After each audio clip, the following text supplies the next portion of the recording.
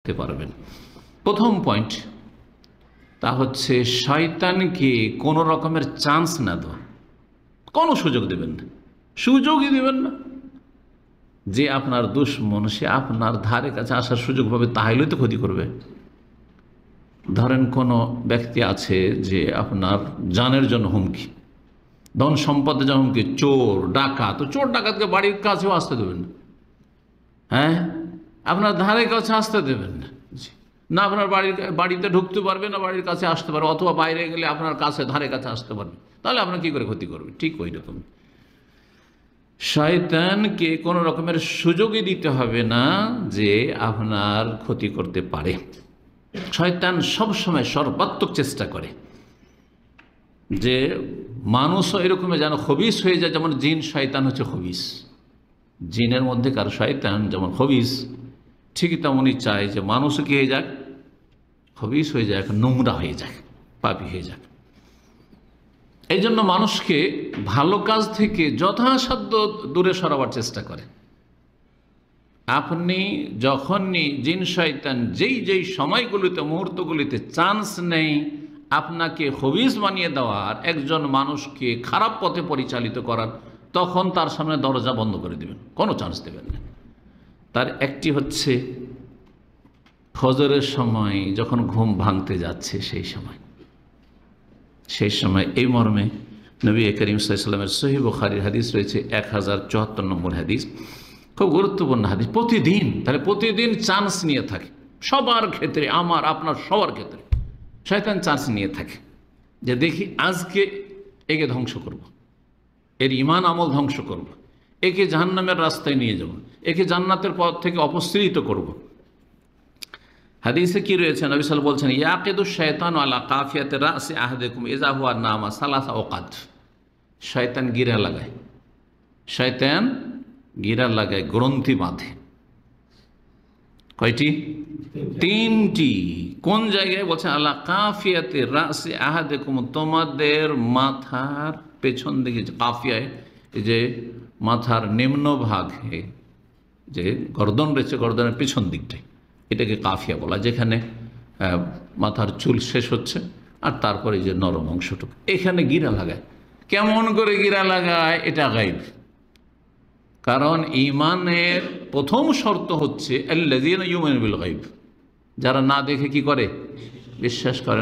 না দেখে যেই সেই কথা বিশ্বাস করে নেবেন না ওহীর কথা বিশ্বাস করবেন? ওহীর কথা, আল্লাহর কথা, সেটা আল্লাহ রাব্বুল স্বয়ং কোরআনে কারীমে বলেছেন, অথবা রাসূলুল্লাহ সাল্লাল্লাহু আলাইহি সাল্লামকে আল্লাহ বলার জন্য তার কাছে জিবরাইল মারফত ওহী করেছেন, যেটা কোরআনে নেই কিন্তু হাদিসের ওহী। তো এই হাদিসের ওহীতে আছে যে 3টি গিরা লাগায় মাথায়।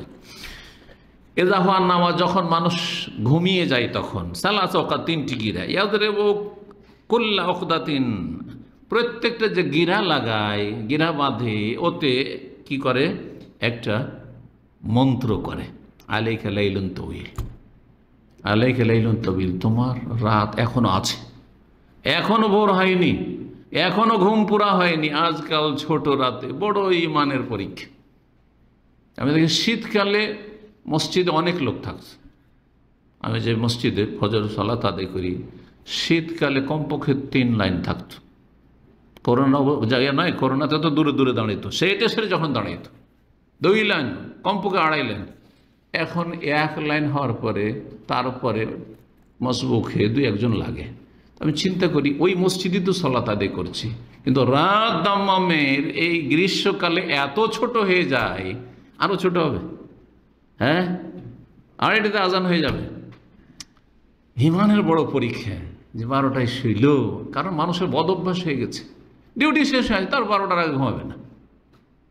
অধিকাংশ লোক রাতে কাজকাম করে, যার ফলে ঘুমাবার সুযোগই পায় না, ও ঘুমায় 12টায় ঘুমায়, খাওয়া দাওয়া করতে করতে 12টা, কারো 1টা-2টো হয়ে যায়। ঈমানের বড় পরীক্ষা। জি। আর শয়তান তো মন্ত্র পাঠ করতে আছে আর গিরা লাগাইতে আছে। শয়তান আলাইকা লাইলুন তাওয়িল, লম্বা রাত আছে, ফারকুদ, ঘুমাও, সব এখন অসুবিধা নেই।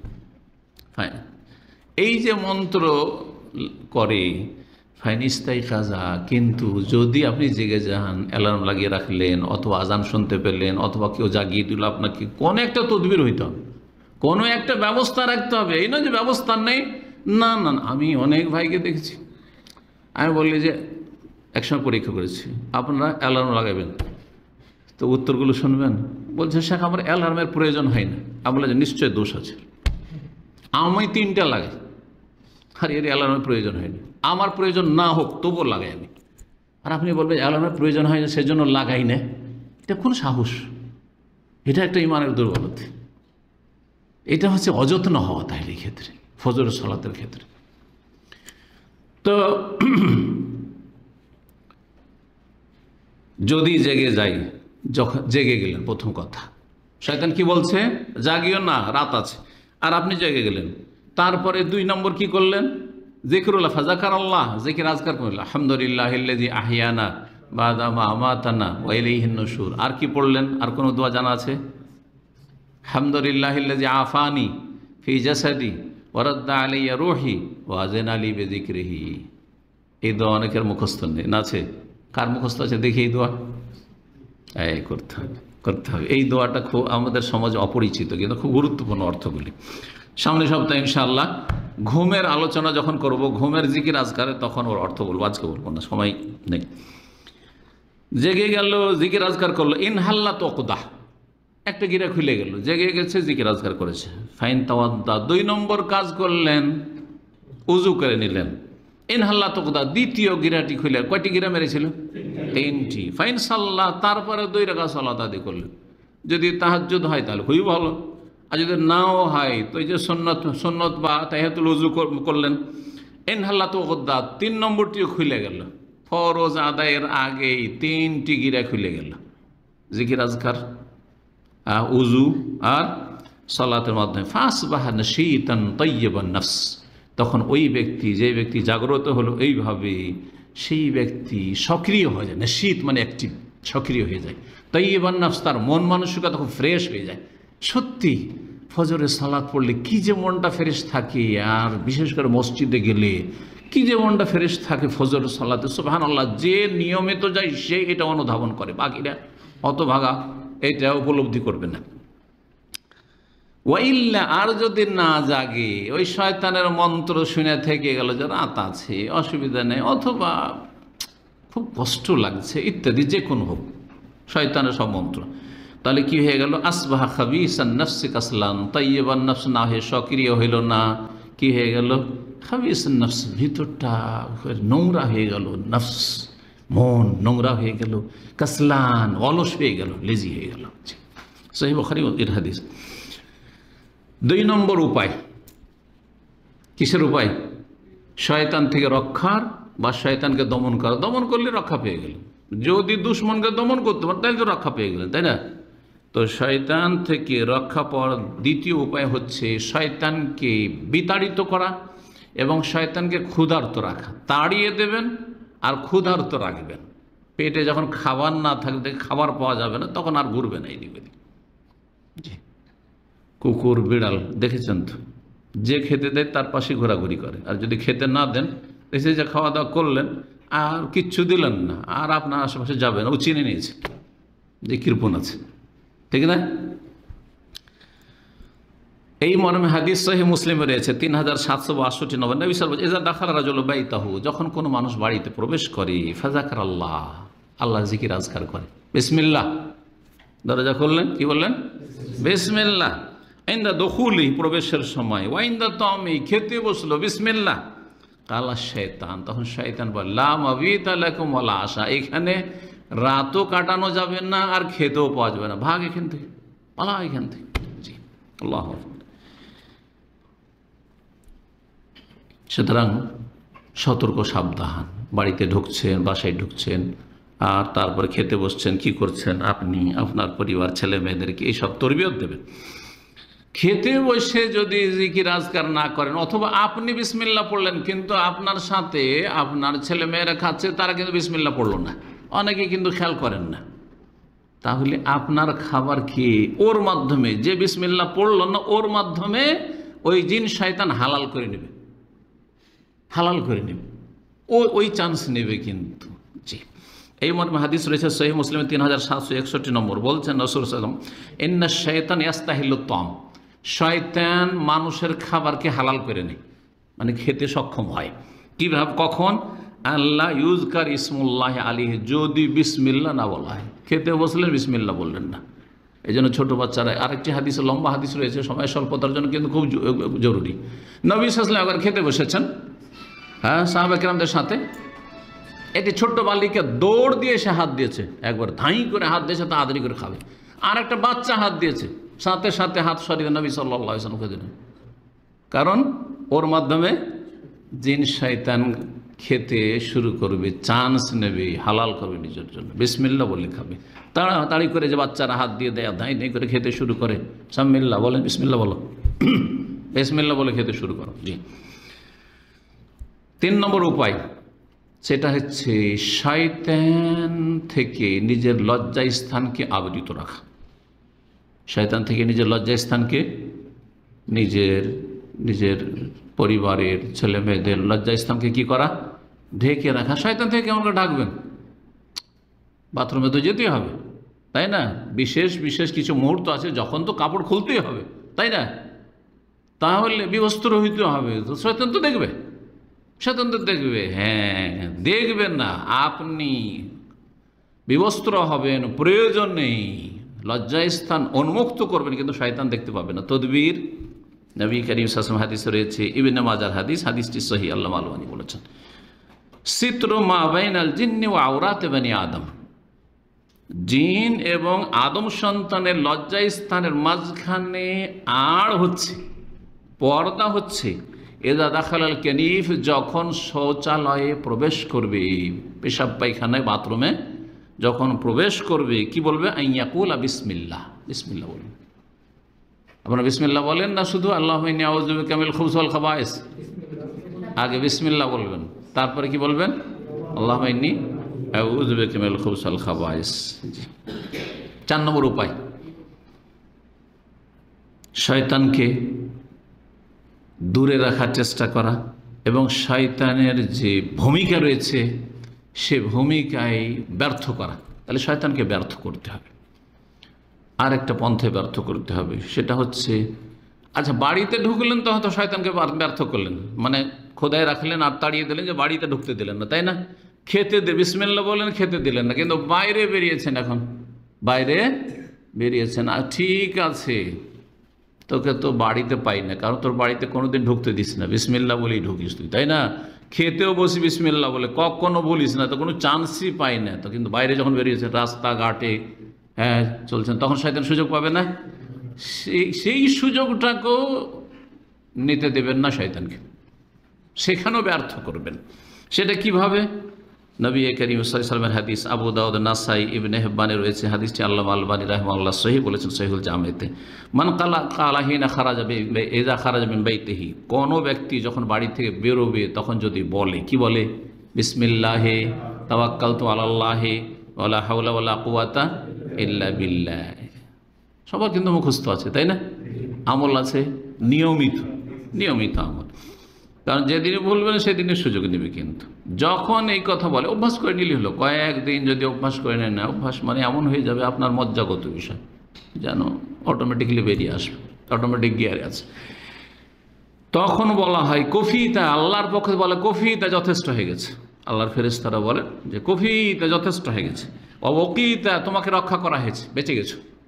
ওয়াতানা আনহু শয়তান, আর শয়তান দূরে সরে গেছে, শয়তান তোমার রাস্তা থেকে দূরে পালিয়েছে। 5 নম্বর উপায়, সেটা হচ্ছে জিকির আজকারের মাধ্যমে শয়তান থেকে নিজেকে সুরক্ষিত করা, নিজেকে সুরক্ষিত করা। তাহলে সুরক্ষিত করার সুন্নতি তরিকা আছে, যেটা আজকে বলবো।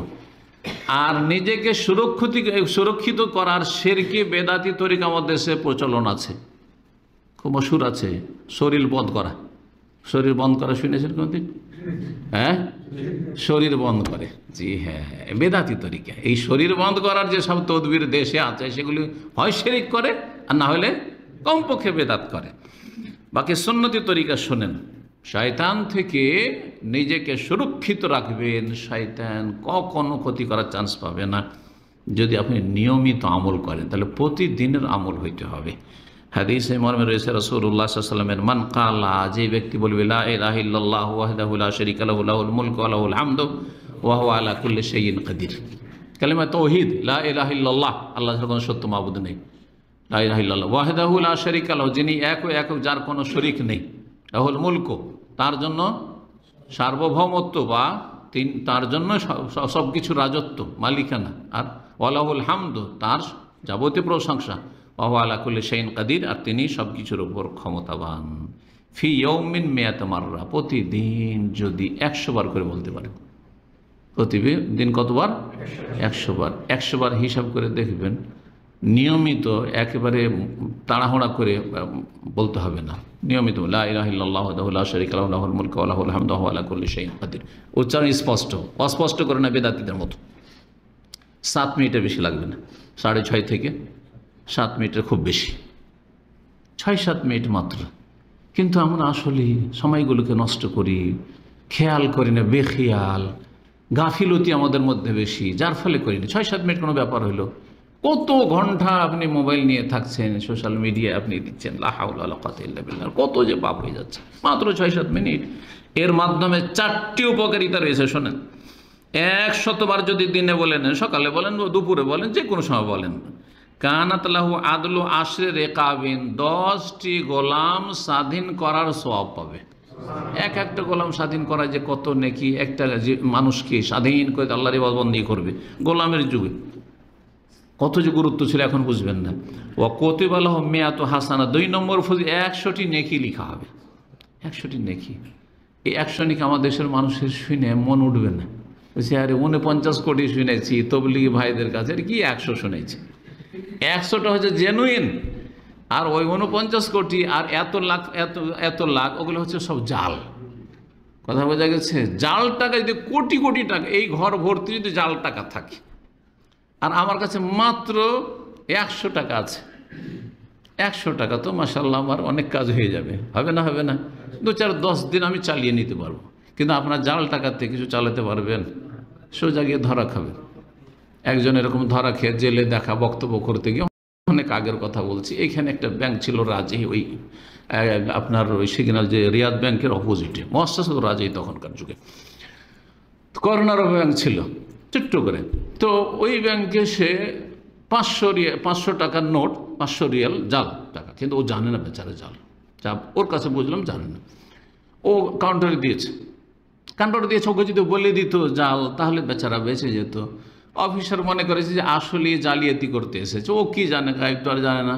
ও গিয়ে একটু ভিতরে গেল, বলছে আমার টাকাটা নিয়ে ভিতরে গেল। বুঝতে পারলাম ভিতরে কেন গেল। ভিতরে যাওয়ার পরে আর তারপরে টেলিফোন করে দিয়েছে পুলিশকে। আর কিছুক্ষণের মধ্যে কাউন্টারে, আচ্ছা তুমি থামো, দাঁড়িয়ে আছে। আর এসে পিছন দিক থেকে পুলিশ ধরে নিল, জেলে চলে গেল। কয়দিন পরে বাড়ি যেত। কথা বোঝা গেছে? সুবহানাল্লাহ। তো এই জাল নেকির কথা বলছিলাম, জাল টাকার জাল নেকি একই। এই জাল নেকিতে কোনো কাজ আসবে না দুনিয়া আখিরাতে, পক্ষান্তরে যদি আসলে আপনার খাঁটি আপনার কারেন্সি পয়সা হয়, তাহলে অল্প পয়সাও আপনার জন্য কাজে আসবে। 100টি নেকি লেখা হবে। মহিয়াত আনহু মিয়াত, 100টি গুনাহ মাফ করা হবে। চিন্তা করি, 100টি গুনাহ, 100 গুনাহ মাফ করা হবে। তাহলে কাবিরা গুনাহ, সাগিরা গুনার তো ফজিলত আছে, কিন্তু কাবিরা গুনার সাথে তওবা করতে হবে। তওবা করলেও সেগুলো তো মাফ হবে। ওয়াকানাত লাহু, কয়টি হলো? 3টা হয়ে গেছে, তাই না? 4 নম্বর হচ্ছে ওয়াকানাত লাহু হিরজাম মিনাশ শাইতান ইয়াউমাহু যালিক, আর সেই দিন সে শয়তান থেকে সুরক্ষিত থাকবে। সেই দিনের শয়তান থেকে সুরক্ষিত থাকার বন্দোবস্ত হলো এই 6-7 মিনিট আপনি জিকির করলেন, সারা দিন রাত আপনি 24 ঘন্টা শয়তান থেকে হেফাজতে থাকলেন, হাত্তা ইউমসিয়া, সন্ধ্যা পর্যন্ত। ওয়ালাম ইয়াতি আহাদুন আবি আফদাল মিম্মা যাও, এর চাইতে বেশি নাকি কেউ নিয়ে আসতে পারবে না, ইল্লা রাজুলুন আমেল আকসার, কিন্তু কেউ যদি এর চাইতে বেশি আমল করে, এর চাইতে বেশি, কেউ 200 বার পড়লো, 300 বার পড়লো, 150 বার পড়লো, কেউ অন্য আরও জিকির আজকার করলো, সেটা আলাদা কথা। কিন্তু এত গুরুত্বপূর্ণ কি ফজিলত? 10টি গোলাম স্বাধীনের নেকি, আর 100 নেকি, 100 গুনাহ মাফ, আর 4 নম্বর হচ্ছে শয়তান থেকে সুরক্ষিত থাকবে। তো কালিমা তাওহীদের বেশি বেশি জিকির আজকার করবেন, চলতে ফিরতে, হাঁটতে হাঁটতে। মসজিদে যেতে যাদের 5 মিনিট লাগে, তো যেতে যেতে তো প্রায় সারা হয়ে যাবে। সে একসাথে জরুরি নয় 50 বার সারলাম, ঠিক আছে, ফিরার মসজিদ থেকে ফেরার সময় আমি এমনি না ফিরে আর এদিক সেদিক চিন্তা না করে পড়তে পড়তে ফিরে যাবো। আমি পরীক্ষা করে দেখেছি এগুলো। তারপরে সকালবেলা অনেকে বা সন্ধ্যাবেলা অনেকে ওয়াকিং করেন, ওয়াকিংয়ের সময় মুখটাকে বন্ধ না রেখে আর ওই দেশে টেলিফোন না করে জিকির আজকার, হাজার হাজার জিকির আজকার হয়ে যাবে। ব্যাস চেষ্টা করতে হবে, আল্লাহ তৌফিক দান করেন। 6 নম্বর উপায় হচ্ছে বিতাড়িত শয়তান অনিষ্ট থেকে ইস্তিআজা, মানে আল্লাহর কাছে আশ্রয় কামনা করা, পানাহ চাওয়া। পানাহ চাওয়া এটা হচ্ছে সাহায্য চাওয়ার বিশেষ ধরন। সাহায্য চাওয়া কথাটি ইস্তেআনা হচ্ছে আম কথা, ব্যাপক কথা, যে কোনো রকমের সাহায্য চাওয়া, ভালো কিছু পাওয়ার জন্য আর মন্দ থেকে বাঁচার জন্য, আর কোনো অনিষ্ট থেকে আত্মরক্ষার জন্য আল্লাহর আশ্রয় কামনা করা, এর নাম হচ্ছে ইস্তেআজা বা আশ্রয় কামনা করা। শয়তান থেকে, শয়তান অনিষ্ট থেকে আশ্রয় কামনা করা। আল্লাহ রাব্বুল আলামিন সূরা আরাফের আয়াত নম্বর 200-তে ইরশাদ করেছেন, ওয়া ইম্মা ইয়ানজাগান্নাকা মিনাশ শাইতানি নাজগুন, তোমাকে যদি শয়তানের পক্ষ থেকে কোনো ওয়াসওয়াসা কুমন্ত্রণা দেওয়া হয়, ফাস্তাইজ বিল্লাহ, তাহলে আল্লাহর নিকট আশ্রয় কামনা করো। কি করতে হবে? আল্লাহ তুমি আমাকে রক্ষা করো, আল্লাহ তুমি আমাকে আশ্রয় দান করো, আল্লাহ তুমি আমাকে হেফাজত করো, আশ্রয় কামনা করো। ইন্নাহু সামিউন আলিম, কারণ আল্লাহ রাব্বুল সব কিছু শোনেন এবং সব কিছু জানেন। তাহলে ইস্তেআজা মানে আশ্রয় কামনা কোন বাক্য দিয়ে করতে হবে? আউযু বিল্লাহি মিনাশ শাইতানির রাজিম, যেটা প্রসিদ্ধ আর সবার জানা, আউযু বিল্লাহি মিনাশ শাইতানির রাজিম। আর যদি বলেন আউযু বিল্লাহিস সামিউল আলিম মিনাশ শাইতানির রাজিম, আরো ভালো। আরও যদি বেশি বলেন মিন হামজিহি ওয়া নাফখিহি, হ্যাঁ, ওয়া নাফসিহি, তো ভালো কথা। জি, বিভিন্ন রকমের, কমপক্ষে আউযু বিল্লাহি মিনাশ শাইতানির, বিতাড়িত শয়তান থেকে আমি আল্লাহর আশ্রয় কামনা করছি, আল্লাহর নিকট আশ্রয় কামনা করছি। 7 নম্বর উপায়, সেটা হচ্ছে সূরা ইখলাস, ফালাক, নাস পড়া। সূরা ইখলাস, কুল আল্লাহ আর ফালাক, নাস, এগুলি বেশি বেশি নিয়মিত পাঠ করা। যেই যেই জায়গাগুলোতে পড়া সুন্নত, সেই যে ক্ষেত্রগুলোতে পড়া, যেমন ঘুমাবার আগে, হ্যাঁ, তারপরে ফরজ সালাতের পরে, যে সকাল সন্ধ্যা ইত্যাদি, এইভাবে। এই মর্মে একটি হাদিস রয়েছে, সহিহ মুসলিমে রয়েছে, আবু দাউদে রয়েছে, হাদিসটি সহিহ মুসলিমে রয়েছে। উকবা বিন আমির রাদিয়াল্লাহু তাআলা আনহু থেকে বর্ণিত, তিনি বলছেন যে আমরা জোহফা আর আবওয়া নামক এই 2 জায়গার মাঝখানে, জোহফা ইয়াম্বর দিক থেকে যখন মক্কার দিকে ঢুকবেন, তখন জোহফা যে রাবেগ শহর রয়েছে, রাবেগের পাশে একটা বিরান এলাকা, এই জোহফা একটি মিকাত ছিল। তো এই জোহফা আর আবওয়া, যেখানে নবী সাল্লাল্লাহু আলাইহি ওয়াসাল্লামের মায়ের ইন্তেকাল হয়ে থাকে, এই জায়গার মাঝখানে ইজ গাশিয়াতনা রিহুন ওয়াজুল মাতুন শাদীদা, হঠাৎ করে প্রচণ্ড বেগে বাতাস, মানে ঝড় আর কি অন্ধকার হয়ে গেল। ঝড়ে দেখছেন আরব দেশের যে অন্ধকার, আমার 2বার ফ্লাইট ক্যান্সেল হয়েছে হাফরুল বাতেন থেকে বক্তব্য করে আসবো, চলে আসবো দাম্মাম, এয়ারপোর্টে বসে আছে 2বার করে ওখান থেকে গেছে, তো গেছে, টিকিট ক্যান্সেল গেছে। টিকিট যে সব ভাইরা করেছিল অনলাইনে, সৌদি ভাইরা জাজাকুমুল্লাহ খায়ের, তাদেরকে বললাম যে তোমরা কমপক্ষে রিফান্ড করো না। 24 ঘন্টা নাস্তা পানি দিল এয়ারপোর্টে, আর তারপরে 24 ঘন্টা পরে আগামীকালকে রাত্রে যদি আবহাওয়া ক্লিয়ার হয় তাহলে যেতে পারবেন। 3-4-5 ঘন্টা বসে থেকে বলছে রিয়াদ থেকে ফ্লাইট এসে তো নিয়ে যাবে হাফরুল বাতেন, তার ফ্লাইট বসে থাকে না, ফ্লাইট আসলো না, আসতেই পারলো না। রাত 11টা হয়ে গেল প্রায়। আমাদের তিনি ভাই ছিলেন হাফরুল বাতেন জাজাকুমুল্লাহ খায়ের, তারা এসে নিয়ে গেল আমাকে। একটু যখন রাস্তাঘাট পরশা কিছুই দেখতে পাই, এয়ারপোর্টে যে পৌঁছেছিলাম কত যে রিস্কে, রাস্তায় আমি কিছুই দেখতে পাই না, ড্রাইভার বলছে আমি একটু একটু দেখতে পাচ্ছি। আমি বলছি সাবধান ভাই চালাও, আল্লাহ ভরসা, আস্তে আস্তে চালাও। এত ধুলো উড়ে এই কুয়েত আর ইরাক আর এই সৌদি আরবের এই এলাকাটাই, এত ধুলো আপনি দাম্মামে পাবেন না।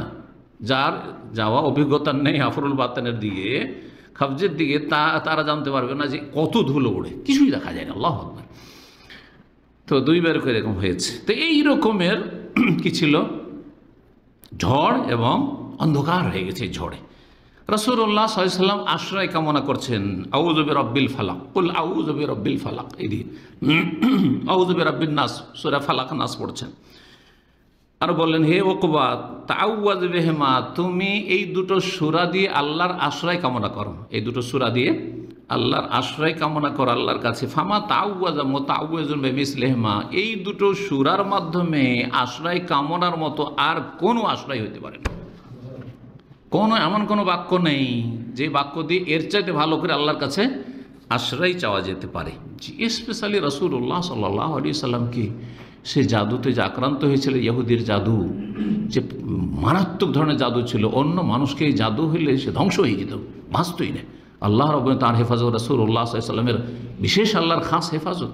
তারপরে যে কী যে প্রতিক্রিয়া 6 মাস দীর্ঘ, তারপর আল্লাহ রাব্বুল আলামিন তার চিকিৎসার জন্য এবং তার এই জাদুর যে কুপ্রভাব রয়েছে সেটা দূর করার জন্য তাকে আল্লাহ তার নিজের আশ্রয়ে রাখার জন্য এই চিকিৎসা 11টি আয়াত নাযিল করেছিলেন, দুটো সূরা মিলে। সূরা ইখলাসের ফজিলত রয়েছে, হ্যাঁ, তো এই জন্য এই দুটো সূরার সাথে সাথে সূরা ইখলাসও পড়বে বেশি বেশি। 8 নম্বর উপায় হচ্ছে আয়াতুল কুরসি পড়া। আয়াতুল কুরসি পড়া, বিশেষ করে যে সময়গুলোতে আয়াতুল কুরসি পড়লে পড়া সুন্নত সেগুলি পড়বে। আর এমনিও আয়াতুল কুরসি, সূরা বাকারা যে কোনো সময় যেখানে পাঠ হয় সেখানে শয়তান বসবাস করতে পারে না। এই মর্মে সহিহ বুখারী 3033 নম্বর হাদিসে রয়েছে, লম্বা হাদিস।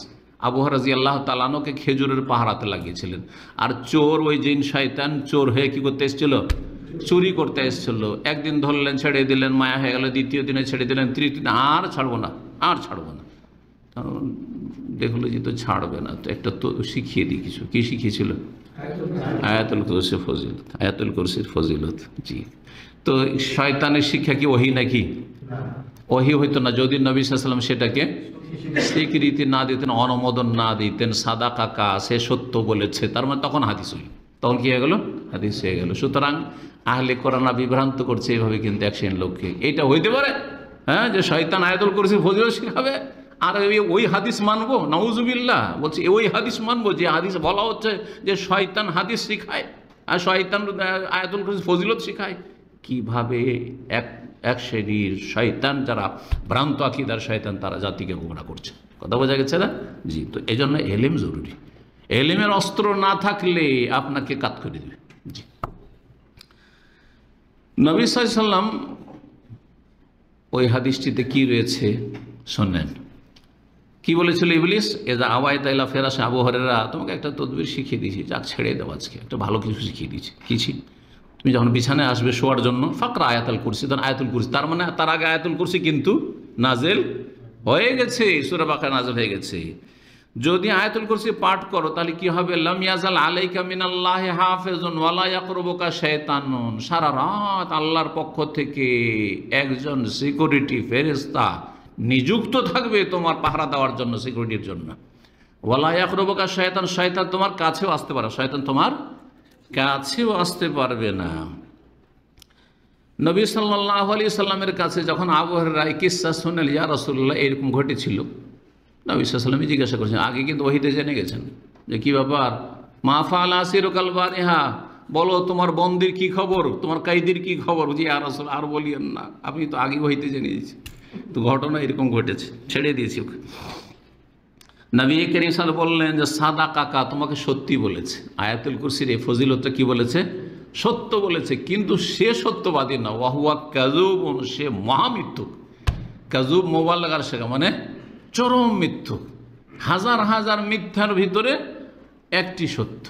জি হ্যাঁ, গণকরাও এইরকমই, গণক যারা জ্যোতিষী তারাও এইরকমই। এই কথাই নবী করিম সাল্লাল্লাহু আলাইহি ওয়াসাল্লাম ফায়াকযিবু মাহা মিয়াত কাযিবা, একটা সত্যের সাথে 100টি মিথ্যা বলে, কিন্তু ওই যে একটা সত্য হয়ে গেছে, ওই যে দেখো যেমনটা বলেছিল তেমনই হইল। ওই যে বলেছিল যে অমুকের ছেলে অমুক জায়গায় আছে, অমুক গ্রামে আছে, পাওয়া গেল, সব বিশ্বাস, এখন সব বিশ্বাস। আল্লাহু আকবার। সেখানে কি বিশ্বাস করতে হবে? বাহ্যিক বাস্তব দেখছি, বাস্তব বিশ্বাস করতে হবে না, বিশ্বাস করতে হবে কোরআন সুন্নাহর ওইকে, কোরআন সুন্নাহকে বিশ্বাস করতে হবে। কোরআন সুন্নাহর আলোকে যদি টিকে তাহলে সে বাস্তব হচ্ছে বাস্তব, আর না হলে সে বাস্তবে প্রতারণা থাকতে পারে, সে বাস্তবে ধোঁকাবাজি থাকতে পারে। আল্লাহ যেন বুঝার তৌফিক দান করে। 9 নম্বর উপায় হচ্ছে সূরা বাকারার শেষ 2টি আয়াত পাঠ করা। শেষ 2টি আয়াতের কথা রয়েছে, কেউ যদি 3টি পড়ে ভালো কথা, কারণ 3টি পড়া অভ্যাস আমাদের দেশের মানুষের আছে, লিল্লাহি মা ফিস সামাওয়াতি থেকে, কিন্তু হাদিসে দুটি আয়াতের বিশেষভাবে ফজিলতের কথা এসেছে। এতে কি হবে, এই দুটো আয়াত যদি আপনি পাঠ করেন, যেই সময় পাঠ করা সুন্নাত, সেটা কখন, যখন রাত্রে ঘুমাতে যাবেন তখন, তাহলে শয়তানের অনিষ্ট থেকে আপনি রক্ষা পাবেন। শয়তান অনিষ্ট থেকে তো পাবেন, কিন্তু হাদিসে শুধু শয়তান বলা হয়নি, কাফা তাহু বলা হয়েছে। হতে পারে যে মানুষ শয়তান অনিষ্ট থেকে রক্ষা পাবেন। জি, আর একটি অর্থ বলা হয়েছে যে কাফা তাহুর, যে যার তাহাজ্জুদ পড়া অভ্যাস আছে কিন্তু উঠতে পারল না, সূরা বাকারার শেষ দুটো আয়াত পাঠ করে শুয়েছে, সে তাহাজ্জুদের নাকি পেয়ে যাবে, তাহাজ্জুদের নাকি পেয়ে যাবে। হাদিসটি দেখেন, আবু মাসুদ বদরি রাদিয়াল্লাহু তাআলা আনহু বদরে বসবাস করতেন, এই জন্য বদরি তিনি 313 জনের মধ্যেকার ছিলেন না, এটা হচ্ছে তার ইতিহাস। নবী করিম সাল্লাল্লাহু আলাইহি ওয়াসাল্লাম থেকে বর্ণনা করেন, নবী সাল্লাল্লাহু আলাইহি ওয়াসাল্লাম বলেছেন, মান কারা বিল আয়াতাইন মিন আখির সূরাতিল বাকারা মিন আওয়াখির সূরাতিল বাকারা, এভাবে রয়েছে বিভিন্ন রিওয়ায়াতে, কোন জায়গায় বহু বচন, কোন জায়গায় এক বচন। কোন ব্যক্তি যদি সূরা বাকারার শেষ দুটো আয়াত পাঠ করে ফি লাইলাতিন, যে কোনো রাতে, তো ওই রাতের জন্য কাফাতা, ওই দুটো আয়াত তাকে রক্ষা করার জন্য যথেষ্ট, তার হেফাজতের জন্য দুটো আয়াত মাধ্যম হিসাবে যথেষ্ট। মুত্তাফাক বুখারী মুসলিমের হাদিস, বুখারী মুসলিম হাদিস, সহিহ বুখারী 4624 নম্বর হাদিস। সহিহ মুসলিম আরেকটি হাদিস রয়েছে, আবু হুরায়রা রাদিয়াল্লাহু তাআলা আনহু থেকে বর্ণিত, রাসূলুল্লাহ বলেছেন এই সূরা বাকারার ফজিলত সম্পর্কে, গোটা সূরা বাকারা, শুধু শেষখান নয়, গোটা সূরা বাকারার, বাড়িতে যদি নিয়মিত সূরা বাকারা পড়া হয়, আর যারা নতুন বাড়ি ঘর করছেন, দীর্ঘদিন ওই যখন নির্মাণাধীন থাকে তখন এমনি বিরান হয়ে পড়ে থাকে কিনা, অনেক বাড়িতে শয়তানে জ্বালায়। আমি এখানে আসার আগে 3 বছর বড় জামিয়া মাদ্রাসায় শিক্ষকতা করেছি। মাদ্রাসার পিছনে 2 তলা প্রথম উঠলো আপনার কি বলে স্টাফের জন্য, কি বলে যেগুলোকে, কোয়ার্টার উঠলো। তো প্রথম তৈরি হওয়ার পরে ঢুকলাম আমি, ঢোকার পরে আমার তখন মাত্র 3টে বাচ্চা ছিল, জি 9টার মধ্যে 3টে, প্রথম 3টে ছিল। তো সুবহানাল্লাহ, যতক্ষণ আমি বাড়িতে থাকি, বাসায় থাকি, কোয়ার্টারে থাকি, ততক্ষণ বাচ্চারা তো খেলাধুলা করে খুব, কোনো রকম ভয় করে না, রাত্রে হোক দিনে হোক কোনো ভয় লাগে না। কিন্তু আমি যখন মাগরিবে, অনেক সময় মাগরিবে চলে আসি, আর মাদ্রাসায়, যেহেতু মাদ্রাসা 5 মিনিটের রাস্তা, তো একবারই এসে পড়েই যাব, বসে যাই, মাঝে মাঝে অফিসে বসে থাকি, তখন বাসায় বলে যে এই তো বাচ্চারা কান্নাকাটি করছিল, খালি ভয় পায়, এসে জড়িয়ে ধরে নেয়। তখন আমি ওই বসাটা বাদ দিলাম, ঠিক আছে মাগরিবটা পড়েই চলে আসছি কিছুদিন। আর কোরআন তেলাওয়াত বললাম, সূরা বাকারা তেলাওয়াত চালাও, নিজেও শুরু করলাম, পরিবারকে বললাম সূরা বাকারা তেলাওয়াত চালাও। কারণ দীর্ঘদিন, এই বছর খানেক বা তারও বেশি নির্মাণাধীন এই বিল্ডিং পড়ে থেকেছে, বা নির্মাণ হয়েও পড়ে থেকেছে, এখানে শয়তান বসবাস করতো না। আমরা যখন বসবাস শুরু করেছি তখন তারা বিরক্তি বোধ করছে, আমাদেরকে পেরেশান করার চেষ্টা করছে। আমরা যদি পেরেশানি পালিয়ে যাই তাহলে খুশি হয়ে যাবে না, তাকে তাড়াইতে হবে, শয়তানকে তাড়াইতে হবে। কথা বোঝা গেছে? জি। তো এই বিষয়গুলি মনে রাখবেন, কারণ অনেকেই নতুন বাড়িঘর তৈরি করছেন আর বেদাতি তরিকা অবলম্বন করছেন, না সুন্নতি তরিকা আছে শয়তান তাড়াবার। কি বলেছেন নবী সাল্লাল্লাহু আলাইহি ওয়াসাল্লাম, লা তাজআলু বুয়ুতাকুম মাকাবিরা, তোমাদের বাড়িগুলিকে কবরস্থানে পরিণত করিও না, বাড়িগুলোকে কবরস্থানের মতো করে দিও না। কারণ কেন কবরস্থান বলেছেন? কবরস্থানে সালাত পড়া জায়েজ নয়। ওই রকমই তোমাদের বাড়িতে দিনের পর দিন চলে যায়, সপ্তাহ চলে যায়, কোনো নামাজ পড়ো না।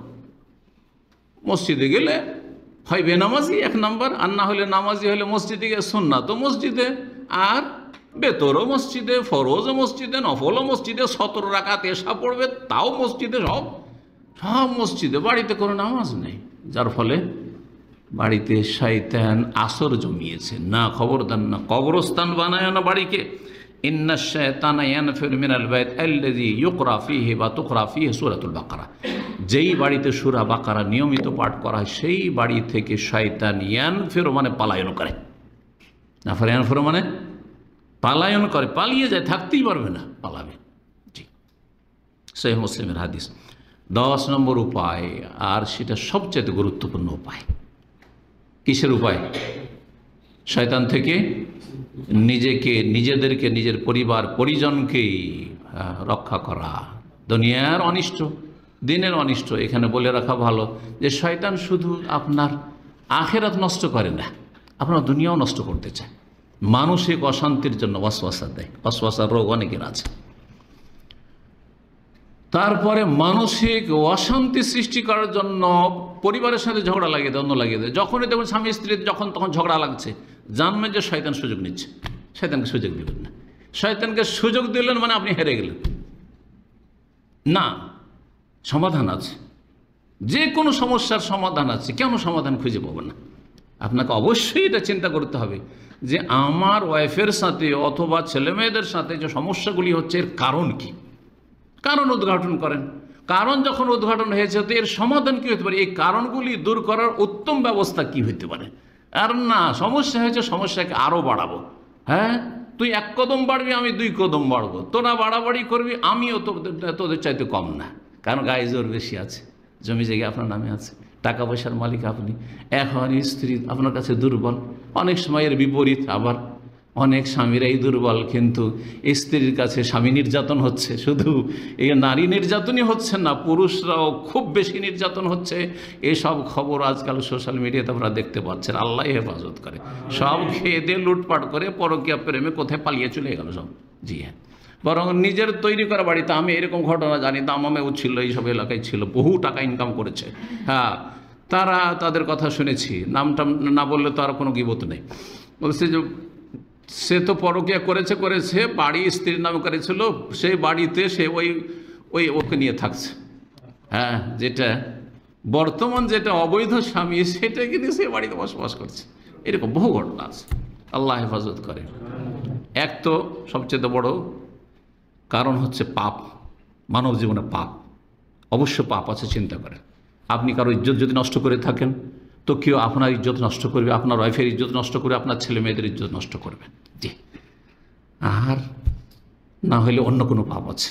আল্লাহর হক নষ্ট করা পাপ আছে, নয় মানুষের জুলুম অত্যাচার করা পাপ আছে, চুরি ডাকাতি বেঈমানি আত্মসাৎ করা পাপ আছে, নয় হারাম খাওয়া পাপ আছে। পাপ আছে, অবশ্যই পাপ আছে। পাপের কুপরিণাম অবশ্যই রয়েছে, কিন্তু সেটা হয় তাড়াতাড়ি আসবে, আর না হলে একটু বিলম্বে আসবে। সরাসরি আপনার উপর অ্যাটাক করবে, আর না হলে আপনার পরিবারের উপর আক্রমণ করবে। জি, সেজন্য একটু জ্ঞানী হইতে হবে এবং ইমানদার হইতে হবে। আল্লাহ যেন আমাদের সংশোধনের তৌফিক দান করে। বলছিলাম 10 নম্বর পয়েন্ট, সেটা অত্যন্ত গুরুত্বপূর্ণ।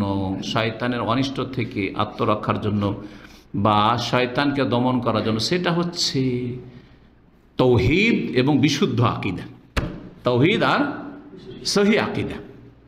চিন্তা করেন, হাদিস আছে না যে ওমর রাদিয়াল্লাহু তাআলা আনহুকে যেই গলিতে, যেই রাস্তাতে জিন শয়তান হাঁটতে দেখতো, সেই রাস্তা থেকে শয়তান কি করতো? পালাতো। কেন? জি হ্যাঁ, এই নয় যে তার মধ্যে এমন কিছু ছিল না। সবচেয়ে বড়, হ্যাঁ, এমন কিছু অবশ্যই ছিল, কিন্তু সেটা কি ছিল? সেটা হচ্ছে দিন। কারণ নবী সাল্লাল্লাহু আলাইহি ওয়াসাল্লাম ওমর রাদিয়াল্লাহু তাআলা আনহুর স্বপ্ন সম্পর্কে বলেছেন যে এর তাফসীর হচ্ছে কি? দিন। যে লম্বা জামা, গোটা শরীর ঢেকে যাচ্ছে, এটা হচ্ছে দিন। জি, দিন। আর দিনের মূল হচ্ছে তৌহিদ, আল্লাহর একত্ব, লা ইলাহা ইল্লাল্লাহ। দিনের মূল হচ্ছে সহি আকীদা। আগে আকীদার পরিশুদ্ধি।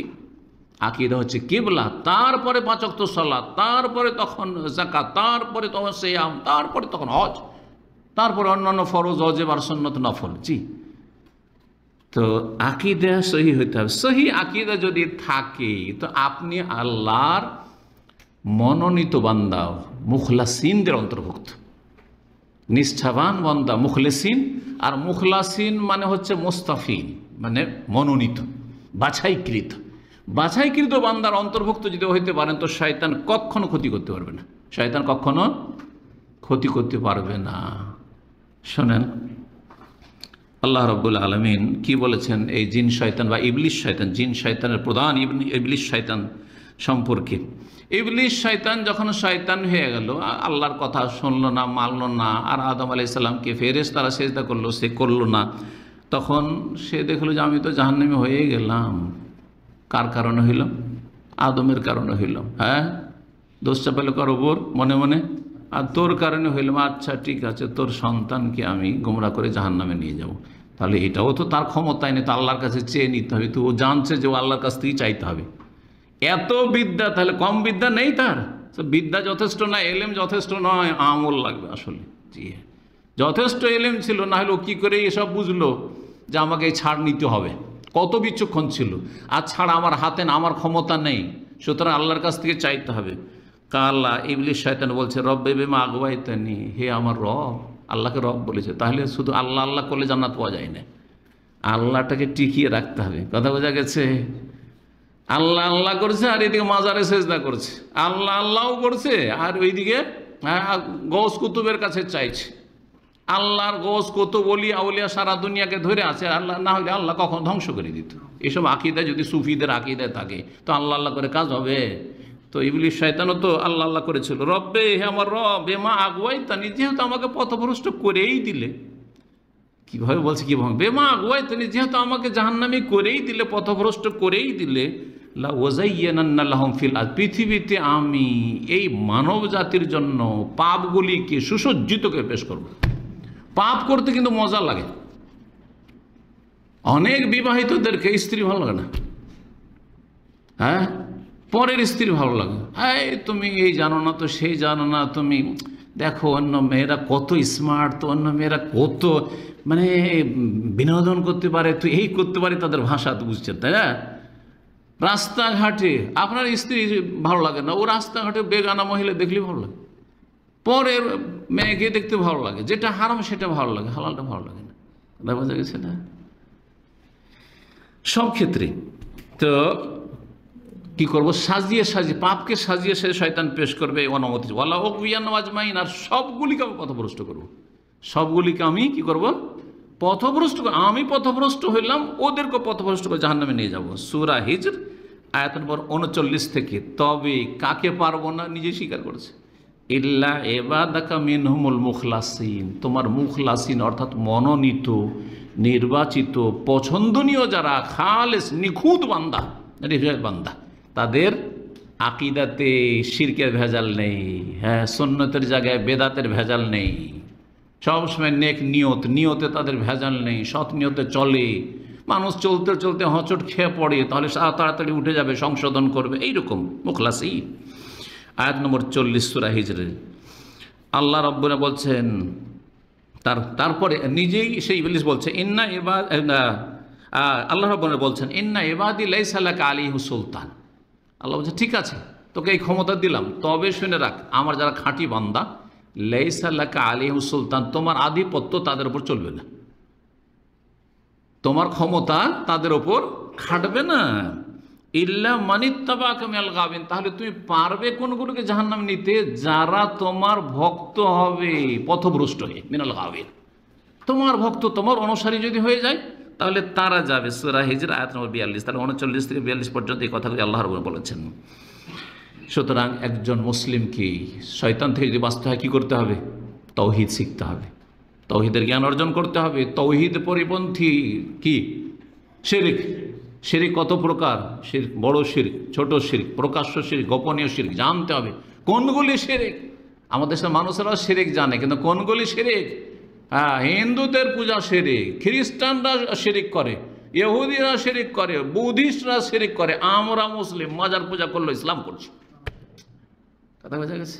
পীরকে সেজদা করছি, তাবিজ তোমার, হ্যাঁ, তদবির, এগুলো, হ্যাঁ, দুয়া তাবিজ ভালো, সেহের জাদু কুফুরি কাজ করছে, কিন্তু বলছে দুয়া তাবিজ নামের, তদবির এগুলো, হ্যাঁ, আউযুবিল্লাহ। জি, সেই আকীদা শিখতে হবে, তাওহীদ শিখতে হবে এবং তার বাস্তবায়ন করতে হবে, যাতে করে সুসজ্জিত হয়ে থাকতে পারেন অস্ত্র নিয়ে, অস্ত্রে সজ্জিত হয়ে থাকতে পারেন মানুষ, জিন যে শয়তান রয়েছে তাদের বিরুদ্ধে। কারণ ইবলিস শয়তান বলেছিল, ফাবিমা আগওয়াইতানি, আল্লাহ তুমি যখন পথভ্রষ্ট করে, আর সূরা আরাফের কথাটি শুনিয়ে দিই, তুমি যেহেতু পথভ্রষ্ট করেছো আমাকে, লাআকুদান্না লাহুম সিরাতাকাল মুস্তাকিম, আল্লাহ তাদের সোজা পথে আমি বসে যাবো, একবার রাস্তায় বসে থাকবো। প্রত্যেকের রাস্তায় কিন্তু শয়তান বসে আছে, প্রত্যেকের রাস্তায়, ভালো রাস্তায় যখন যাচ্ছেন আপনি, শয়তান বসে আছে, ওঁত পেতে বসে আছে। জি, যেমন চোর ডাকাত ছিনতাইকারীরা রাস্তাঘাটে ওঁত পেতে বসে থাকে রাতের অন্ধকারে, জি, বসে থাকবো সিরাত মুস্তাকিমের ওপর। সুম্মা লাআতিয়ান্নাহুম, আর আমি তাদের সামনে এসে হামলা করব, মিন বাইনি আইদিহিম, তাদের সামনে থেকে, ওমিন খালফিহিম, পেছন থেকে, ওমিন আইমানিহিম, ডান দিক থেকে, ওয়ান শামাইল, বাম দিক থেকে, চারিদিক থেকে এসে আক্রমণ করব। আল্লাহু আকবার। এসব ছাড় নিয়েছে, অনুমতি নিয়েছে আল্লাহর কাছে, ক্ষমতা আল্লাহর কাছে চেয়ে নিয়েছে। ওয়ালা তাজিদু আকসারাহুম শাকিরিন, আর তুমি তাদের মেজরিটি, অধিকাংশকে তুমি শুকরগুজার পাবে না। শয়তানও জানে যে সবগুলিকে পারবো না, এই জন্য কি বলেছে, মেজরিটি আকসার, অধিকাংশকে তুমি শুকরগুজার পাবে না, জাহান্নামে পাবে, আমার সাথে পাবে। আল্লাহ এই ক্ষমতা দাও। আল্লাহ রাব্বুল ঠিক আছে, ইন্নাকা মিনাল মুনজারিন, তোমাকে ছাড় দেওয়া হইলো, তোমাকে এই ক্ষমতা দেওয়া হইলো। সুতরাং শয়তানকে যদি সুযোগ না দিতে চান দুনিয়া আখিরাতের ক্ষতি করার, তাহলে তাওহীদ মজবুত করতে হবে, সমস্ত রকমের শিরক থেকে মুক্ত হইতে হবে, তাওহীদের পুরোপুরি বাস্তবায়ন, তাওহীদের বাস্তবায়নেরই অন্তর্ভুক্ত হচ্ছে ফরজ ওয়াজিব আদায় করা। তাওহীদ বাস্তবায়ন মানে এই নয় যে আমরা মাজার পূজাও করি না, দরগা করি না, দুর্গা করি না, কিন্তু আমাদের দেশের কিছু আহলে হাদিসের মতো নামাজও পড়ি না, না না না, এটা না।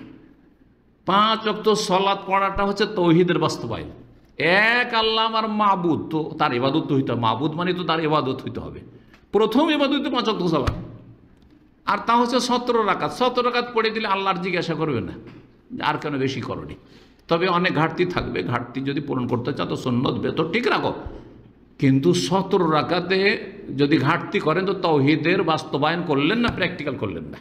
এই জন্য ইমাম মুহাম্মদ আব্দুল্লাহ রহমতুল্লাহ বলছেন, মান হাক্কাকা তাওহীদ, যে ব্যক্তি তাওহীদের বাস্তবায়ন করবে, দাখালাল জান্নাহ বিলা হিসাব, তাহলে বিনা হিসাবে বিনা আযাবে জান্নাত যেতে পারবে। ওয়ালা আযাব।